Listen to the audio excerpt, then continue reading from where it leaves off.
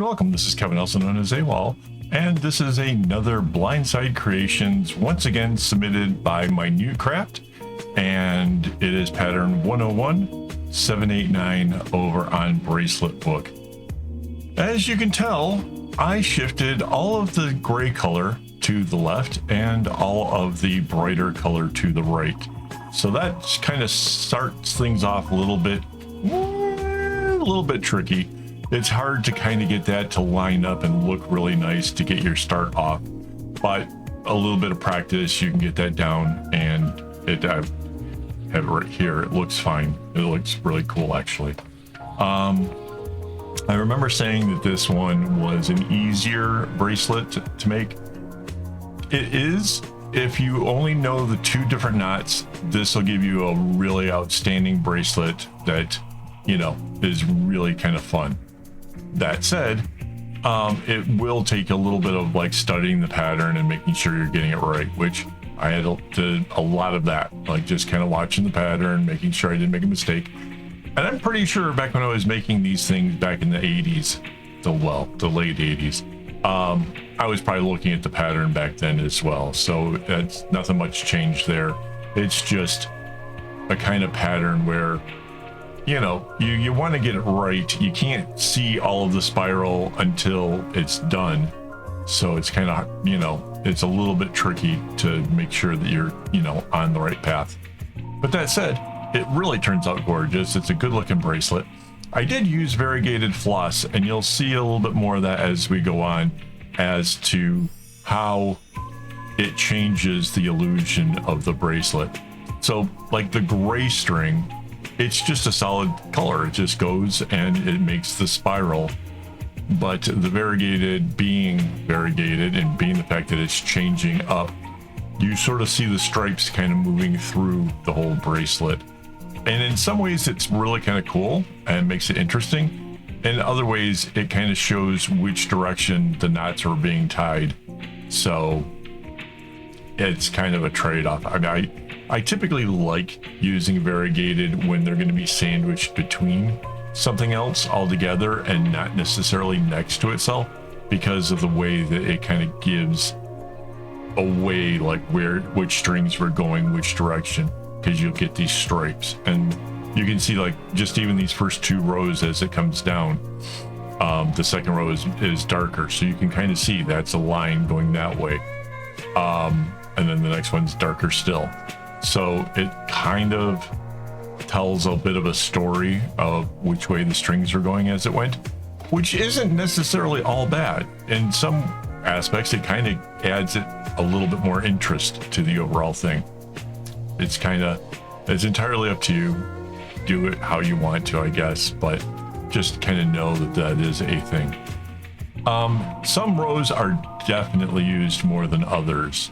So yeah, again, I cut my strings from 1/3 of a skein of floss. A skein is 8 meters, so I have more than 2.5 meters going up and over the loop, which is kind of long. But that said, it makes it real easy to make sure that I don't run out. And so as a result, I had no worries that my tassels wouldn't be long enough or anything like that. So that worked out pretty cool. It is a fun, interesting pattern, and again, it is something that a beginner could probably get into. Mind you, you're going to have, you know, challenges with tension, and you'll notice, like, as I go through this, there are times where I notice it's starting to shift and kind of curve, and you'll see I'll grab the whole group and re-straighten that back out before I add to it. Because once you start to have the shift, if you do nothing with it, it's just going to be adding on to that and making it worse. So there are times where it starts to kind of come in, you pull it out, or it starts to kind of angle outwards, you pull it back in. And by doing these shifts as you're going along, you help keep the bracelet on a nice straight path. And you can see it turned out really nice and straight. So that's how you do it. That's one of those little things. It takes some practice, and it takes knowing how it should look, or you know, being able to see the edge and being able to see like if it's just needs that little nudge to get it, you know, moved in or moved out, whichever the case may be. It's just something you should practice. It's something you should kind of like keep an eye on. And a lot of it will happen especially if you're getting further and further away from the clip. So I just moved that up there. And with those kind of clips, as long as you have a board that's just a flat board, you can get the bracelet to kind of flip over and then clip on top of that. So you can keep going up higher and higher into the clip area. So that way you can work closer to it. A lot of times you'll see me working quite a ways from the clip, but that's because I want you to see the knots. I want you to see what I'm working on and see how that is, the pattern is progressing. So now we're bringing the light colors the other way. So you can see the first one as they were coming off to the left, how that made an angle. Now that we're bouncing back and coming to the right, it's going the other way. And so you can see the direction. Mind you, I didn't have to bring it in that way. I could have made them come out to straight, right? Like they could have been, the first knot was 1, the next one's 2, 3, and so on. But I thought that folding it in each time would give me a consistency as it came across. So these came in this way, then this came in, then this came in, and this came in.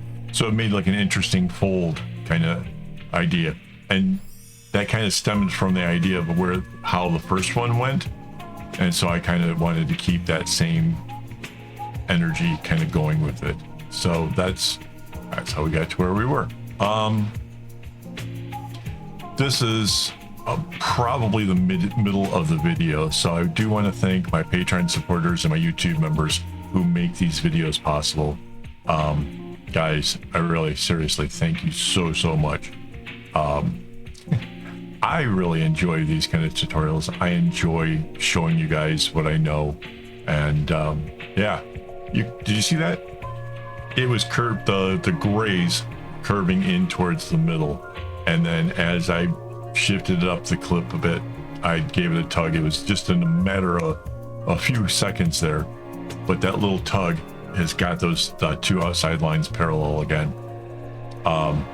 Honestly, if you haven't done that for your bracelets, try it. If you're worried that the bracelet kind of goes off and does the, you know, different things, a straight edge technique won't fix that. For that, you need to shift the whole, especially on these ones where it comes down to just one side down to a point. Typically you don't get this if it's like just a real chevron based pattern. This is kind of like a candy stripe that's going in long stretches and then, you know, switching up strings to get the pattern into it, to get that spiral effect. So yeah, there are some patterns that are just really prone to getting shifted off, and this obviously is no different. The answer though is just finessing things back into the right direction, I guess. So yeah, I really like the pattern. I really like how it turned out. I think it's pretty neat. If you guys make it in some different colors or something, I'd love to see it. You can share your creations with me over on Discord. I definitely think it's a cool way for us to be able to show off what we made and you know, share thoughts, ideas, maybe even shoot me a request, something that you want to see done or you want to see made differently. Because this one, the pattern that was the inspiration, I didn't like it. It had lots of zigzags, wasn't very easy, and I kind of wanted to do something kind of different on my own.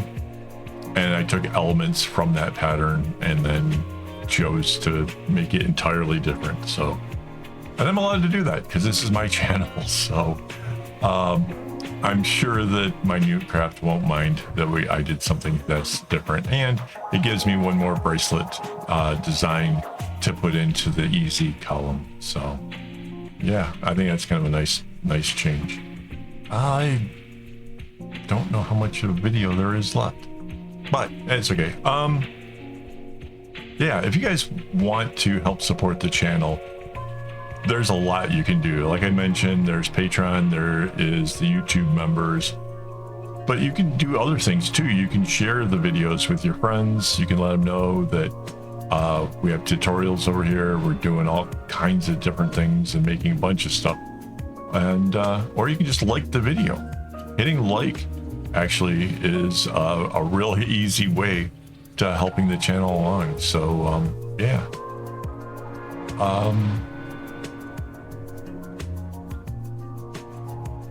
I wish I could tell where I am in this. I think this is the next to last spiral. Yeah, I think it is. So yeah, I got a little ways to go. What else did I think? Oh, the whole shifting all the colors to one side and then all the colors to the other. If you're making the kumi like this, you have to then bring them all out to one side and the other.